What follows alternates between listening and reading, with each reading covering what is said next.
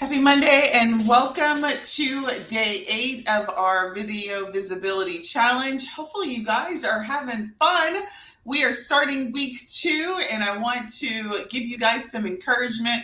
I think that I have officially watched everyone's videos that have posted videos inside of our group.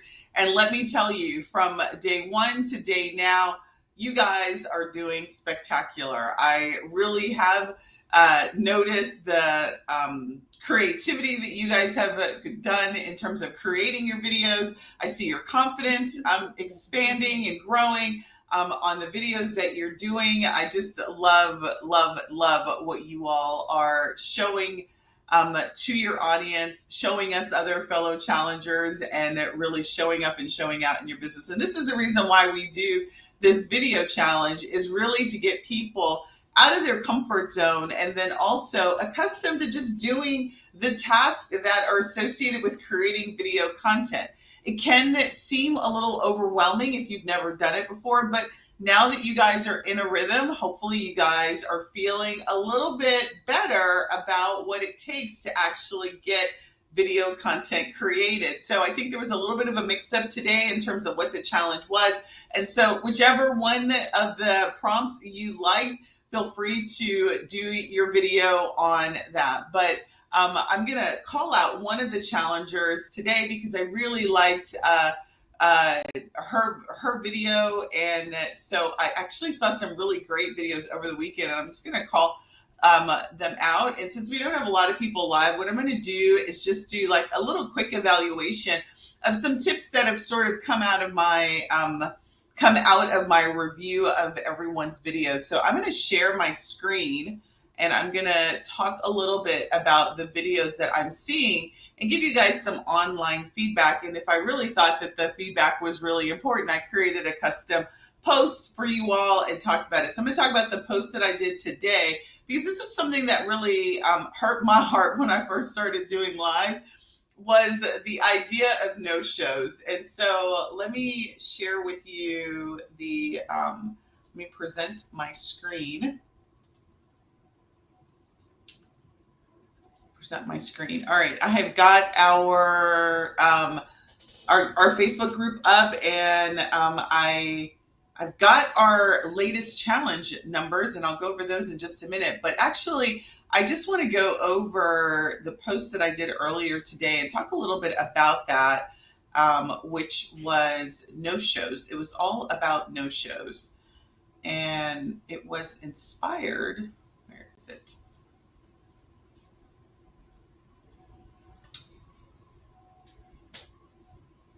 No-shows. Here it is. All right, so let's talk a little bit about no-shows. So when I first started doing my lives and I had to, think about the idea of going live, what I realized was I was expecting an audience of people and was sourly disappointed when no one showed up. So I remember back in 2015 or 16 when I first started going live on Facebook. And I remember hosting my first live, and I thought I did a really good job of promoting, and then there was nobody on. And I was already super nervous when I went live, and I was like, this is BS. So I just stopped the camera. Like, I shut the live down, and then I was like, deuces, I'm done, I'm out. And that was it. And so I had prepared for the live. I had prepared content. I had prepared my outline. I had prepared, but I was so nervous and so disappointed in nobody showing up that I didn't deliver the message. I don't know that I ever delivered the message. And so what I will tell you is that just because someone doesn't join you live doesn't mean that you shouldn't proceed, that you shouldn't just keep going, because the reality is that if you are posting your content in places that have a longer shelf life than, let's say, Facebook, let's say YouTube, which has a longer shelf life, then it doesn't matter. It's really an evergreen product. And if you're not familiar with what an evergreen product is, it means that it literally lives forever as long as you have it published. And the content that you all are creating, particularly last week, and the content that have you for this week and the content for next week, are evergreen types of pieces. And so I'm actually wanting you to go live so that you can get accustomed to pushing the live button, and also to help you get through the nervousness of actually shutting it down. But if no one doesn't show, don't let that stop you from proceeding forward. Push through, deliver your message, and learn the art of what I've learned when I go live is, let's say I typically want some sort of engagement in a live video or training. And so I'll ask engaging questions like, what are you drinking, or where are you from, right? And if no one's there, then I just skip that part and I go straight into the meat. I do an introduction of who I am, introduction of why the topic is important to the watcher, and then I give my message, and then I do my call to action. So same thing for you, because people are going to watch it in the replay. If you actually are, let's say, using YouTube and you are SEOing the video, meaning you're putting keywords in, tags, the description has information that's going to increase the likelihood of it being seen by the person that you want, then it will have a shelf life. So don't let it stop you. Keep going. And if you're doing what I recommend, which is to promote your video, then you will have let people know, listen, hey, I went live today. Did you miss it? Here's the replay. And that's going to get eyes on it as well. If it's on your website and you decide to use this marketing asset, these videos as assets to use on your website, on different pages and your sales pages, it's good. So just because they don't join you live doesn't mean that it's not valuable and it's not something that you should still do. So don't let it scare you from actually doing the live. Actually finish the live and then promote the content on other platforms or even in the platform that you have. And please, please do not forget your email list, because that is a perfect place to let people know that you just released this really great information piece. Go watch it, and that's going to also get eyes on your video post or however you've done it. So replay is the thing. And so, I don't do it as much as I used to, but for sure, one of the things that I would do when I started a live is I would say, listen, if you're out there and you catch this in the replay, put hashtag replay so I know that you're there. And then when I'm asking people to respond, I let them know in the video, listen, I will get the notice that you put your comment and I will respond. So if you have a question, you have a comment that you want me to reply to, just tag my name or let us know and we will reply. So again, just because there's no one there doesn't mean that it doesn't count. And it certainly is an opportunity for you to still get your message and then have somebody watch it later. All right. Yeah, Chris, that, you are the one that spurred this, because I read your comment and you said in the comment that you switched your topic, or you decided to talk about your deals that you had, and whatever your message was, still do it, like still deliver the message, whatever it is, because I'm sure that you prepared for it. Deliver it. Don't let someone not joining be the reason why the message doesn't get delivered. Because what I will tell you about going live in the platform after having done it for so many years is, and I've mentioned this many times throughout the last 6 days of this challenge, that Facebook is very persnickety about what it will display and what it will not display. So if you are new to going live and you don't have a large audience of followers, and large is in the eyes of the beholder, we don't know exactly what large means to Facebook, but if you don't have an engaged set of people that are watching you, right, responding and connected to you, Facebook doesn't think that your content is of value to the people to make it visible to them. So you have to train Facebook to show your stuff. You have to train Facebook to let the algorithm, the code, know that when you go live, people are interested. They want to see it. So consistency is the key. So if you're going live and you decide that that's the platform or the method of release that you want to go, consistency will help also with your visibility. Okay, so that's number one message I wanted to just get through. So kudos to you about going live and pushing through, Chris. I'm going to tell you a good example, another good example of like sort of live and pushing through. I remember I was going to do and ask you, I think because you just did ask me anything about cruise. What you should do in those situations, Chris, when you have an ask me anything, is already have a preset of questions defined with the answers. So even if someone doesn't join you, you're ready to deliver those, right? And that's actually how I learned that the hard way, because I did an FAQ and ask me anything kind of segment and no one showed up, and I was like, well, what the heck am I going to talk about?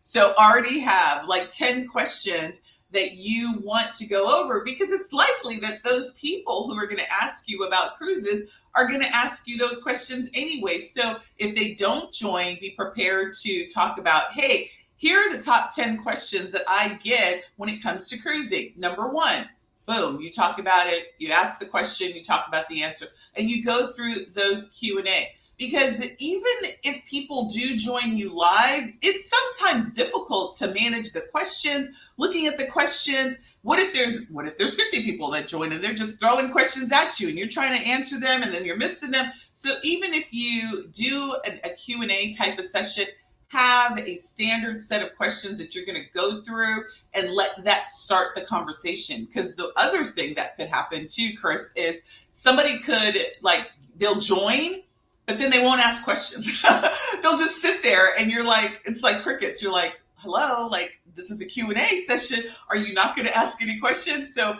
being prepared with your own set of questions that you're going to go through is also another way to handle when you do a live Q&A.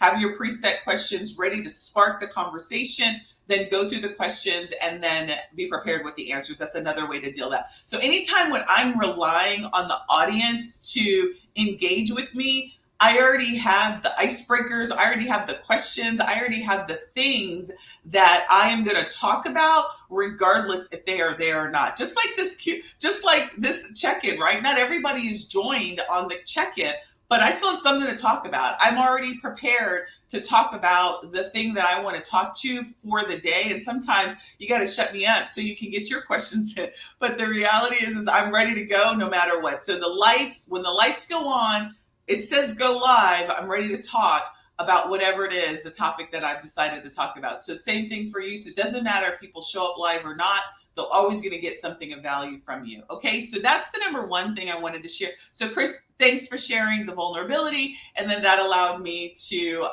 provide some insight for you all. Then the other thing that I posted over the weekend that inspired me was, I think it was Ton's email.